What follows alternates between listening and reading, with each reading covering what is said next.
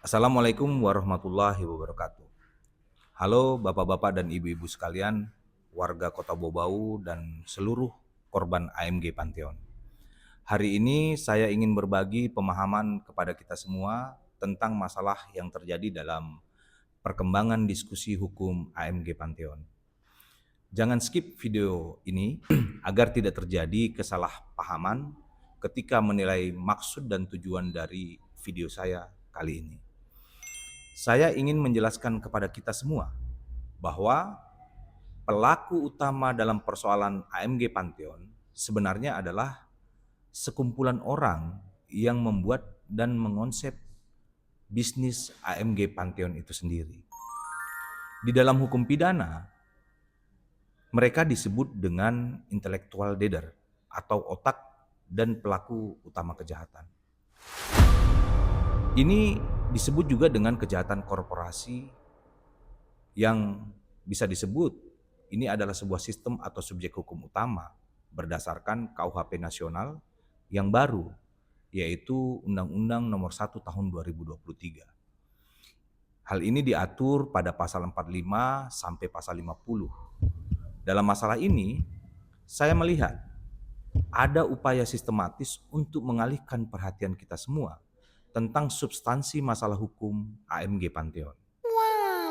Hal ini bisa saya buktikan dengan upaya seseorang yang mengedit atau mengunggah video klien saya, Bapak Laude Sahrul, untuk membangun sentimen negatif di tengah-tengah masyarakat. Serta ada juga pihak yang membuat akun fake TikTok dengan narasi menuduh klien saya sebagai Prof. Michael. Motifnya saya tidak tahu, tapi menurut saya tidak ada yang lain kecuali untuk mengalihkan perhatian kita semua dan menggiring opini publik hanya untuk menyalahkan sesama member. Di sini kita harus sadar ya, ini adalah strategi pengalihan isu. Dalam teori hukum disebut dengan scapegoating atau upaya mengkambing hitamkan kepada sosok-sosok tertentu. Hal ini dilakukan untuk mengalihkan konsentrasi aparat penegak hukum agar mengikuti arus dan pemikiran mereka. Di sini kita dipaksa saling cakar. Agar apa? Ya, agar manajemen AMG Pantheon dan Prof. Michael itu bisa bebas tertawa di luar sana. Bebas dari sorotan publik, sorotan penegakan hukum oleh aparat penegak hukum kita. Oh, wow. Dalam video ini, saya juga ingin menjelaskan siapa sih sebenarnya AMG Pantheon dan Prof. Michael itu.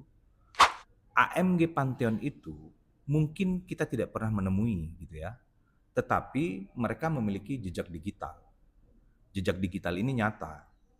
Apa jejak digitalnya? Ada alamat IP, ada server log, dan ada aliran dana ke wallet address pusat.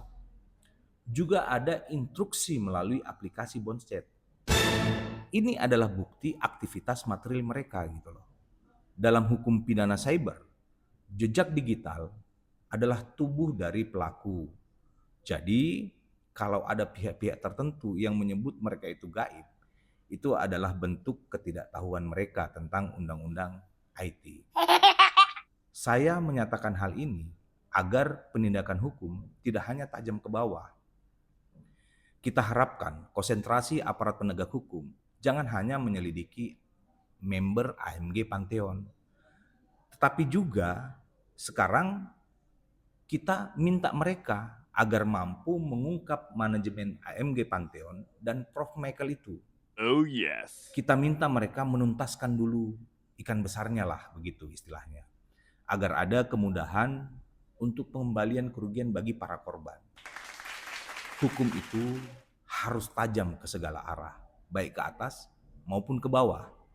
Ini sesuai dengan prinsip equality before the law.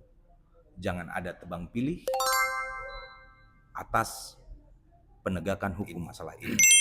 Mari kita pahami masalah ini secara lebih objektif dan kritis. Dan kita kawal aparat penegak hukum agar fokus pada aktor intelektualnya.